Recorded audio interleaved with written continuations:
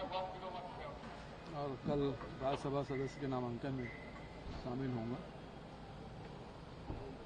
दिल्ली में किसान प्रदर्शन कर रहे हैं लगातार अभी कल से जो है। देखिए, राहुल जी ने 5 साल पहले छत्तीसगढ़ के किसानों को 2500 रुपये देने का वादा किया था। हमने 5 साल पूरा 2500 बल्कि उससे बढ़ा के 2600 रुपया दिया, और उसी के चलते भारतीय जनता पार्टी दबाव आके यहाँ 3100 रुपये की घोषणा की। जब छत्तीसगढ़ में 3100 रुपये दिया जा सकता है तो देश के किसानों को एमएसपी क्यों नहीं मिलना चाहिए? एमएसपी गारंटी क्यों नहीं होनी चाहिए? उसके लिए आंदोलन की आवश्यकता क्यों पड़ रही है? छत्तीसगढ़ सरकार ने, कांग्रेस की सरकार ने कर दिखाया है। तो अब भारतीय जनता पार्टी जब एक राज्य में 3100 देने की घोषणा की है और बजट में भी शामिल किया है, भले मिला नहीं मिला अलग बात है, लेकिन बजट में शामिल तो है। तो यहाँ 3100 रुपया दे रहे हैं, समर्थन मूल्य से ज्यादा दे रहे हैं। पूरे देश में क्यों नहीं मिलना चाहिए किसानों को?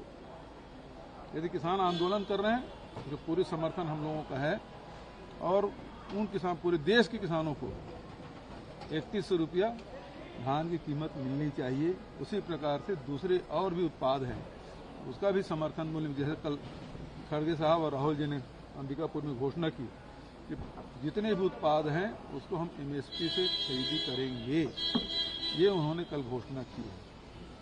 तो अब तो कुछ बचता नहीं। भारतीय जनता पार्टी एक राज्य में दे रही है, पूरे देश में दे, अलग अलग कैसे हो सकता है? अनुराग ठाकुर बोल रहे हैं सर कि कांग्रेस की गारंटी हमेशा विफल रही है जो एमएसपी पे दिए। छत्तीसगढ़ का उदाहरण है, हम 2500 बोले थे, उसको 2640, और एमएसपी शुरू करने का काम कांग्रेस पार्टी ने किया, खरीदी करने का काम कांग्रेस सरकार ने किया। यदि पंजाब हरियाणा में यदि समर्थन मूल्य में खरीदी होता है, या मध्य प्रदेश के कुछ जिलों में जो गेहूं के एमएसपी में खरीदी एफसीआई के द्वारा किया जाता है, वो कांग्रेस सरकार के द्वारा शुरू किया गया। इसको पिछले समय आपने समझौता किया, उसके बाद माफी भी मांगा, और उसके बाद साल भर से कुछ नहीं किया। तो किसान आंदोलन नहीं करेंगे, क्या करेंगे? छत्तीसगढ़ में जो भारतीय जनता पार्टी के विधायक है सदन में अपनी सरकार को घेर रहे हैं, तो ये असंतोष है, क्या है? अब भारतीय जनता पार्टी में अभी नए सब पहली बार विधायक बने हैं, मंत्री बने हैं, उप मुख्यमंत्री बने हैं, और नियम प्रक्रिया की जानकारी भी नहीं है। धीरे धीरे सीख भी जाएंगे, उसमें कोई बात नहीं है, लेकिन अभी लगातार गिरते भी जा रहे हैं और मंत्री हैं घोषणा भी करते जा रहे हैं। ये नजीर बनते जा रहा है, लगातार घोषणा जो कर रहे हैं, तो आगे भी उम्मीद करते हैं किसी प्रकार की घोषणा होगी। ये बीजेपी में जो मंत्री है वो उनके दरबार बैठेंगे कार्यालय में जनता की समस्या सुनने, तमाम मंत्री शेड्यूल भी जारी कर दिया है, कैसे देखते हो? अच्छी बात है, जनता के बीच रहना चाहिए मंत्रियों को, ताकि जनता की बात समझ आए। अभी पूरे प्रदेश में किसानों के राशि के भुगतान नहीं हुआ है, बैंक में लिमिट कर दिया गया है। किसी को 10,000, किसी बैंक में 10,000 मिल रहा है, किसी में 20,000 मिल रहा है, किसी में 50,000 मिल रहा है। किसान अपना ही पैसा नहीं निकाल पा रहे हैं, तो दरबार लगेगा तो मंत्रियों को जानकारी होगी।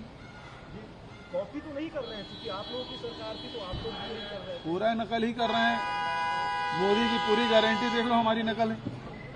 कर्मचारी असंतुष्ट है, मोदी की गारंटी पूरी नहीं हुई है तो आंदोलन की। अब मुख्यमंत्री के गृह जिले में वहीं के कर्मचारी उसकी सभा छोड़ के चले गए, 1.5 मिनट का भाषण है।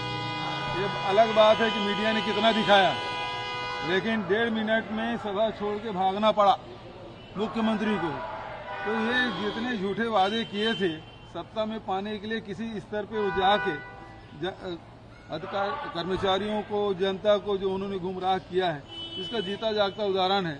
महतारी वंदना योजना के बारे में जब 70 लाख आपने फॉर्म भराया बीजेपी के लेटर पेड में, और तो फिर आपको और फॉर्म भराने की जरूरत क्या है? वो जो महिलाएं जिन्होंने भारतीय जनता पार्टी कार्यकर्ता फॉर्म भराए हैं, उसे दोबारा फॉर्म भरने की जरूरत ही नहीं थी। वो तो उसको वैसे ही मिलना चाहिए। बचत लोग जो नहीं भर पाए उनको भरने का अवसर मिलना था। सर, जब आपकी सरकार थी तो रेल के मुद्दे को काफी आपने उठाया था। अब क्योंकि आने वाले समय में शादी का सीजन है, 3 दिन के बाद फिर से 28 से 30 ट्रेनें रद्द हो जाएंगी। ये सारे ट्रेन ये सारे ट्रेन हैं वो कोयला ढुलाने के लिए है, अडानी के, उसके अलावा कुछ नहीं है। पूरे 2 साल हो गया है जब से कोरोना हुआ, उसके बाद से केवल छत्तीसगढ़ में दर्जनों ट्रेन रद्द होती रही, महीनों तक रद्द होती रही है, शेड्यूल टाइम में चलता नहीं है। कितने बार हम लोग आंदोलन भी किए, पत्राचार भी किए, उसके बाद भी केंद्र सरकार को कोई लेना देना नहीं जनता से, और लगातार वो जनता के